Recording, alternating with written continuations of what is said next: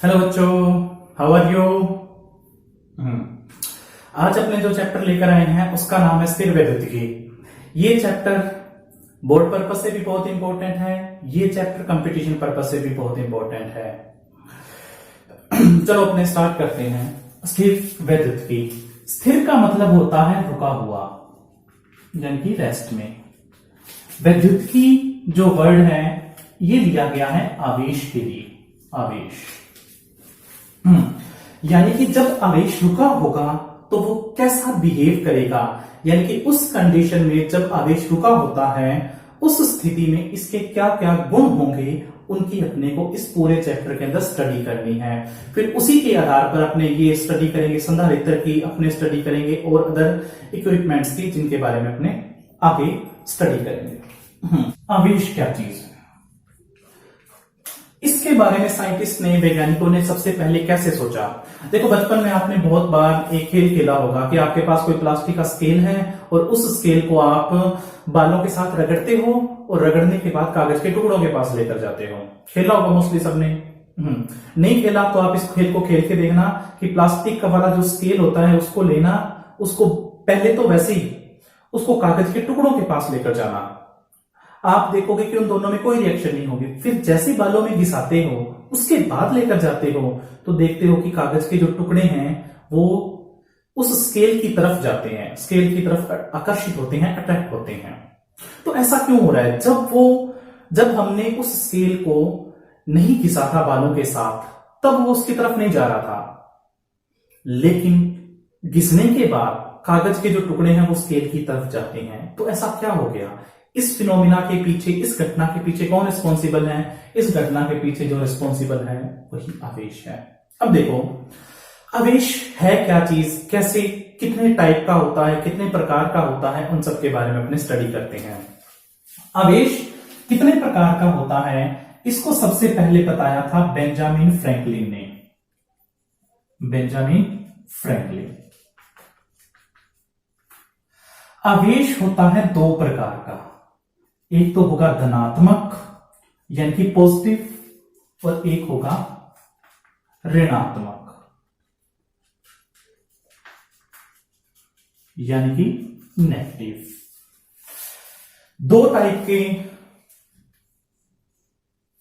आवेश होंगे, एक तो धनात्मक और एक ऋणात्मक आवेश। यदि किसी पदार्थ के ऊपर आवेश नहीं है तो इसका मतलब वो उदासीन है, या तो धनात्मक होगा या ऋणात्मक होगा और या फिर उदासीन होगा। तो एक्सपेरिमेंट के अंदर आप ये पढ़ चुके हो कि जो कोई भी परमाणु है वो उदासीन होता है। परमाणु के अंदर ही अंदर क्या होता है? नाभिक। नाभिक के अंदर क्या पड़े होते हैं? प्रोटॉन जो कि पॉजिटिव होते हैं, न्यूट्रॉन जो कि उदासीन होते हैं, और बाहर जो आउटर शेल है उनके अंदर क्या पड़े होते हैं? इलेक्ट्रॉन। जितने अंदर प्रोटॉन होंगे उतने ही बाहर इलेक्ट्रॉन होते हैं, यानी कि परमाणु क्या होता है? उदासीन होता है। ये आप केमिस्ट्री में भी पढ़ चुके हो या फिर अब आगे भी अपने इसके बारे में स्टडी करेंगे। जितने प्रोटॉन होते हैं उतने ही इलेक्ट्रॉन होते हैं। प्रोटॉन पर पॉजिटिव चार्ज होता है और इलेक्ट्रॉन पर नेगेटिव चार्ज होता है। आगे समझते हैं। ये कोई परमाणु है जिसके अंदर ही अंदर नाभिक है, नाभिक के अंदर पड़े हैं बहुत सारे प्रोटॉन और उतने ही बाहर पड़े होते हैं इलेक्ट्रॉन, साथ में कुछ न्यूट्रॉन भी पड़े होते हैं, इक्का दुक्का। जितने प्रोटॉन है उतने ही न्यूट्रॉन है, प्लस और माइनस बराबर है, तो परमाणु क्या हो गया? उदासीन। मान लो इसमें से एक इलेक्ट्रॉन बाहर निकाल दिया जाए तो इस परमाणु के पास प्रोटॉन ज्यादा हो गए, इलेक्ट्रॉन कम हो गए। तो इसका मतलब प्रोटॉन ज्यादा है, प्लस वाले ज्यादा है, धनात्मक ज्यादा है, ऋणात्मक कम है, तो इसके ऊपर चार्ज क्या आ जाएगा? पॉजिटिव चार्ज यानी कि धनात्मक चार्ज आ जाएगा। अब यही इलेक्ट्रॉन किसी और दूसरे पड़े हुए उदासीन परमाणु के पास चला जाए तो क्या होगा? उसके पास इलेक्ट्रॉनों की अधिकता हो जाएगी, यानी कि पॉजिटिव कम रह गए और नेगेटिव ज्यादा हो गए। तो इसका मतलब इसके ऊपर नेगेटिव साइन आ जाएगा। यानी कि किसी के ऊपर धनात्मक है तो इसका मतलब वो किसको शो करता है? वो इलेक्ट्रॉनों की कमी को शो करता है। और किसी के ऊपर ऋणात्मक है, ये किस चीज को शो करता है? ये शो करता है इलेक्ट्रॉनों की अधिकता। अब अपने बात करते हैं आवेशन की विधियों के बारे में। कि आवेशन कितने तरीके से हो सकता है, आवेशन की विधियां।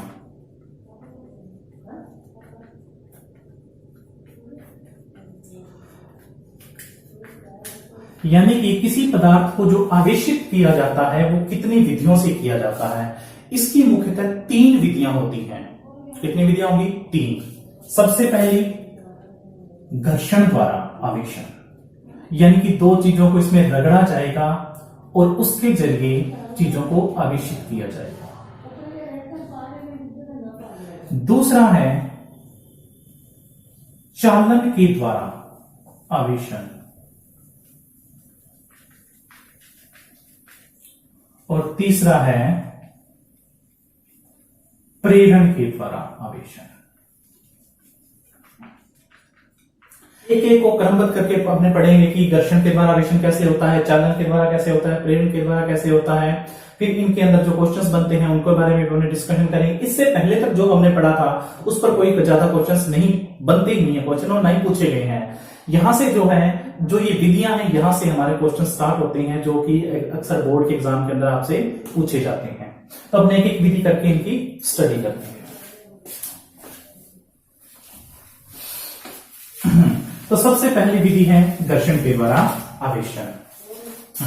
अब देखो, इसको समझने के लिए अपने 2 पदार्थ लेते हैं, एक ए टाइप का और एक बी टाइप का।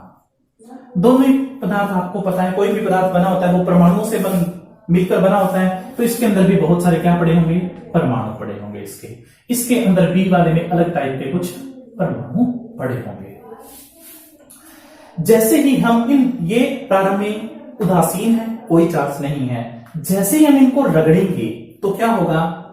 एक में से इलेक्ट्रॉन निकल जाएंगे, एक में से पहले इलेक्ट्रॉन निकलेंगे, वो दूसरे के पास चले जाएंगे। जैसे मैंने पहले आपको एक एग्जांपल दिया था कि स्केल को जब हम बालों के साथ खींचते हैं तो उसमें होता क्या है कि स्केल पॉजिटिव हो जाएगा, स्केल अपने इलेक्ट्रॉन बालों को दे देगा और धनात्मक हो जाएगा, स्केल के अंदर से इलेक्ट्रॉन निकल जाएंगे। फिर जब उनको हम कागज के पास लेकर जाते हैं तो वो कागज के टुकड़ों को अपनी ओर आकर्षित कर लेता है। तो ऐसे ही इसमें एक पदार्थ के इलेक्ट्रॉन जल्दी निकल जाएंगे, वो इलेक्ट्रॉन दूसरे के पास चले जाएंगे। मान लो इसमें से इलेक्ट्रॉन निकल गए तो यहां पर क्या बचेगा? धनात्मक। तो ये क्या हो जाएगा? धनात्मक चार्ज। और इसके पास इलेक्ट्रॉन गए हैं तो ये क्या हो जाएगा? अब ये ऋणात्मक हो जाएगा जाने के बाद इलेक्ट्रॉन। तो इस प्रकार हमने घर्षण द्वारा आवेशित कर दिया। फॉर एग्जाम्पल, जैसे कि हमारे पास कोई कांच की छड़ है, इसको कोई रेशम के कपड़े के साथ अपने रगड़ दें तो कांच की छड़ तो क्या हो जाएगी? धनात्मक हो जाएगी, और ये क्या हो जाएगी? ऋणात्मक हो जाएगी। जब भी 2 पदार्थों को हम रगड़ेंगे, कौन धनात्मक होगा कौन ऋणात्मक होगा, ये हम बिना स्टडी किए नहीं बता सकते। हमें ये पता होना चाहिए कि किसके इलेक्ट्रॉन जल्दी बाहर निकलते हैं। जिसके इलेक्ट्रॉन जल्दी बाहर निकलते हैं वो तो क्या हो जाएगा? धनात्मक, और दूसरा क्या हो जाएगा? ऋणात्मक हो जाएगा। तो इस तरीके से जो आवेशित किया जाता है, आवेशन किया जाता है, उसको हम बोलते हैं घर्षण विद्युत। घर्षण विद्युत, ये इसका मेथड रहेगा घर्षण द्वारा आवेशन का। अब अपने स्टडी करते हैं दूसरी विधि के बारे में। जो दूसरी विधि है इसका नाम है चालन। स्पर्श करके चालन करवाया जाएगा, चालन द्वारा आवेशन।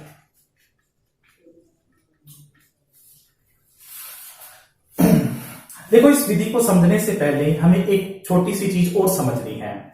देखो, दुनिया में जितने भी पदार्थ मिलते हैं उनको मुख्यतः 2 कैटेगरी में बांटा गया है। एक होते हैं चालक और एक होते हैं कुचालक। एक अर्धचालक भी होते हैं जो कि अलग मैटर है। अपनी मुख्यतः 2 ही चीजों के बारे में डिस्कशन करेंगे, एक तो चालक के बारे में और एक कुचालक। चालक कौन से होते हैं? जैसे कि जितनी भी धातुएं हैं, लोहा है, कॉपर है, आयरन है, या फिर एल्यूमिनियम है, जितनी भी धातु हैं ये क्या है? चालक है मुख्यतः। दूसरा जो है कुचालक, जैसे कि लकड़ी है, कागज है, कपड़ा है, ये ज्यादातर क्या होते हैं? कुचालक होते हैं। तो जो ये विधि है, ये विधि चालकों के अंदर एप्लीकेबल होती है, यानी कि मुख्यतः धातुओं के अंदर लगती है। जो घर्षण वाली विधि है वो तो किसी के लिए भी एप्लीकेबल हो सकती है, लेकिन इसमें सिर्फ क्या लगेगी? ये विधि सिर्फ चालकों के लिए है। अब देखो, फॉर एग्जाम्पल, हमारे पास कोई एक धातु की उदासीन पदार्थ है ए, कोई धातु है उसका उदासीन है पदार्थ ए है, हम इसको आवेशित करना चाहते हैं। तो इसको आवेशित करने के लिए मान लो हम इसको चाहते हैं कि इस पर धनात्मक आवेश आ जाए, तो इसके लिए हमें कोई और चालक ऑब्जेक्ट जो कि पहले से ही धनात्मक है वो इसके पास लाएंगे और इसको टच करवा देंगे, इसके कांटेक्ट में लेकर आएंगे, स्पर्श करवाएंगे इसके साथ। स्पर्श नहीं करवाओ तो हम किसी तार से भी जोड़ सकते हैं इसको चाहे, और हम चाहें तो इसको सीधा ही कांटेक्ट में ला सकते हैं।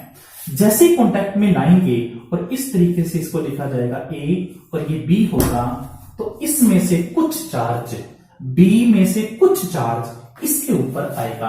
हम इसको लेकर फिर वापस लेकर जाएंगे तो इसके ऊपर ए के ऊपर कुछ चार्ज आ जाएगा, लेकिन बी के ऊपर ये चार्ज अब कम हो जाएगा।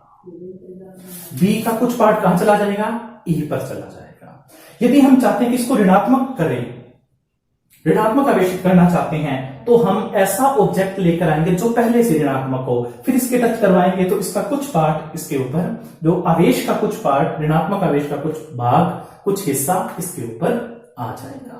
तो ये है दूसरी विधि जिसमें चालन या स्पर्श द्वारा आवेशन करवाया जाता है। अब जो अपनी तीसरी विधि है इसका नाम है प्रेरण द्वारा आवेशन। प्रेरण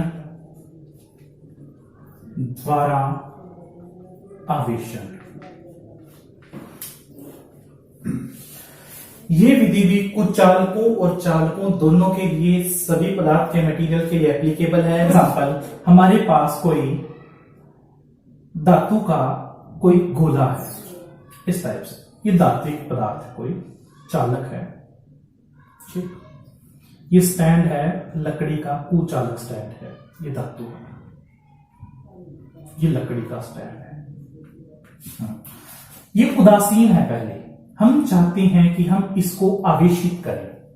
मान लो हम इसको धनात्मक आवेशित करना चाहते हैं, तो हम एक ऋणात्मक, पहले से ही ऋणात्मक आवेशित किसी धातु को इसके पास लाएंगे। ऋणात्मक आवेशित जब धातु को इसके पास लाएंगे तो क्या होगा, यहां पर देखो इस पदार्थ के अंदर प्रोटॉन और इलेक्ट्रॉन दोनों सेम पड़े हैं, तभी तो ये उदासीन है। लेकिन जैसे ही हम इसको पास लाएंगे, इस माइनस वाले को यहां पास लाएंगे, तो यहां वाले जो इलेक्ट्रॉन होंगे वो प्रतिकर्षित होकर दूर चले जाएंगे, वो सारे के सारे यहां आ जाएंगे और यहां पर क्या बचेगा, धनात्मक साइन। ठीक है। अब देखो हमने इसको धनात्मक करना था, तो हम इसको क्या करेंगे, इसको किसी धातु से जोड़कर ग्राउंडेड कर देंगे, इसकी अर्थिंग कर देंगे, धरातल में भेज देंगे। तो धरातल में जब इसको जोड़ेंगे तो ये माइनस का जो आवेश है ये सारा का सारा यहां चला जाएगा, और जैसे ही हम इसको हटाएंगे यहां पर क्या रह जाएगा, प्लस साइन रह जाएगा। और अब हम इसको दूर ले जाएंगे, यानी कि अब इसके बाद होगा क्या, इसके ऊपर सिर्फ प्लस वाले साइन इस तरीके से डिस्ट्रीब्यूट हो जाएंगे। यानी कि हमें यदि इसको धनात्मक करना है तो उसके पास विपरीत हमें लाना पड़ेगा इसको। महत्वपूर्ण तथ्य है सबसे पहले कि समान जो आवेश होते हैं वो एक दूसरे को क्या करते हैं, प्रतिकर्षित करते हैं। समान आवेश प्लस प्लस वाले को प्रतिकर्षित करेगा और माइनस माइनस वाले को प्रतिकर्षित करेगा। समान आवेश प्रतिकर्षित करते हैं,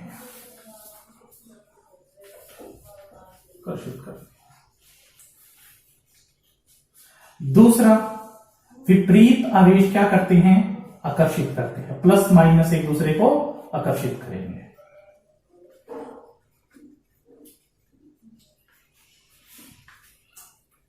तीसरा इंपॉर्टेंट तथ्य है, अब देखो मान लो दो ऑब्जेक्ट उदासीन थे, दो पदार्थ उदासीन थे, उसके उदासीन के बाद जब हमने उसको धनात्मक आवेश दिया तो इसका मतलब उसमें से क्या चले गए, इलेक्ट्रॉन चले गए, तो उसका द्रव्यमान क्या हो जाएगा, कम हो जाएगा। तो धनात्मक जो पदार्थ है, जो धनात्मक आवेशित पदार्थ है, उसका द्रव्यमान कम हो जाएगा।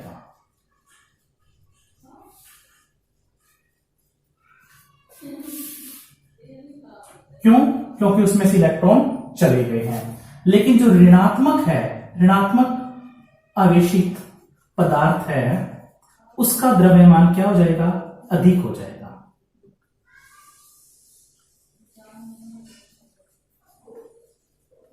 द्रव्यमान बढ़ जाएगा क्योंकि उसके पास इलेक्ट्रॉन आ गए हैं उदासीन स्थिति के कंपैरिजन में। इसके बाद देखो कि हमें यह देखना है कि कोई ऑब्जेक्ट आवेशित है या नहीं है, कोई पदार्थ है वो आवेशित है या नहीं है। तो ये कैसे हमें पता चलेगा? हमारे पास कोई ऑब्जेक्ट है ए, वो चार्ज है या नहीं चार्ज, प्लस है माइनस है, इसके बारे में हमें कुछ नहीं पता। तो इसको चेक करने के लिए हम क्या करते हैं, हम इसके पास कोई ऑब्जेक्ट लेकर आते हैं जो कि पहले से ही धनात्मक है, मान लो धनात्मक है, ठीक है। इसने इसको यदि प्रतिकर्षित कर दिया तो हमें पता चलेगा कि इसके ऊपर प्लस है, ठीक है। लेकिन यदि इसने आकर्षित कर लिया तो इसका मतलब क्या नेगेटिव है? क्या ये ऋणात्मक है? क्या नहीं, हो सकता है कि ये उदासीन होता, प्रेरण के कारण ये नेगेटिव हो गया होता तो आकर्षित हो गया हो, हमें तो नहीं पता। ये नेगेटिव भी हो सकता है और ये उदासीन भी हो सकता है। यानी कि जब ये प्रतिकर्षित करता है तब हम पक्का पक्का ये बता सकते हैं कि ये धनात्मक ही है, लेकिन जब आकर्षित करता है तब हम पक्का पक्का नहीं बता सकते कि इसके ऊपर कौन सा चार्ज है। तब दो ऑप्शन हमारे पास हो सकते हैं, ये उदासीन भी हो सकता है और नेगेटिव भी हो सकता है। यानी कि विद्युतीकरण के बारे में, आवेशन के बारे में, ऑब्जेक्ट आवेशित है या नहीं है, ये किसके पता लगता है? प्रतिकर्षण से पता लगता है। विद्युतीकरण का परिमाण प्रतिकर्षण से होता है, आकर्षण से नहीं होता।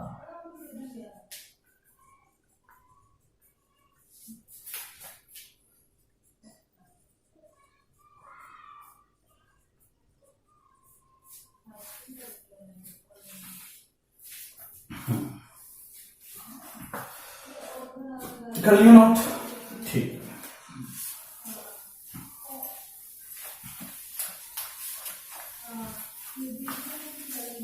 तो ये थी मुख्य मुख्य बातें। आपसे पूछा जाए चार्ज यानी कि आवेश कितने प्रकार का होता है? दो प्रकार का होता है। कितना?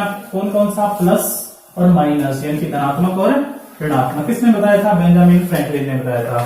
समान आवेश क्या करते हैं? दूसरे को आकर्षित करते हैं। विपरीत आवेश, समान आवेश क्या करते हैं? दूसरे को प्रतिकर्षित। विपरीत आवेश क्या करते हैं? आकर्षित। जब किसी पर पॉजिटिव है तो इसका मतलब क्या है? वहां पर इलेक्ट्रॉनों की कमी है, वहां धनात्मक ज्यादा है और इलेक्ट्रॉन कम है। यदि कहीं पर ऋणात्मक है तो इसका मतलब इलेक्ट्रॉन ज्यादा है, धनात्मक यानी कि प्रोटॉन कम है। अब अपने बात करते हैं आवेश के बारे में, आगे बढ़ते हैं कि ये कैसी राशि है? सदिश है या अदिश है? ये एक अदिश राशि है, अदिश राशि है। क्यों? क्योंकि आवेश जो वेक्टर लॉ है उनको फॉलो, यानी कि जो सदिश के जो नियम है उनको फॉलो नहीं करता, इसलिए ये एक अदिश राशि है। इसके बाद कि इसकी यूनिट क्या होगी? यूनिट यानी कि मात्रक क्या होगा इसका? इसका जो मात्रक है वो होता है कूलाम।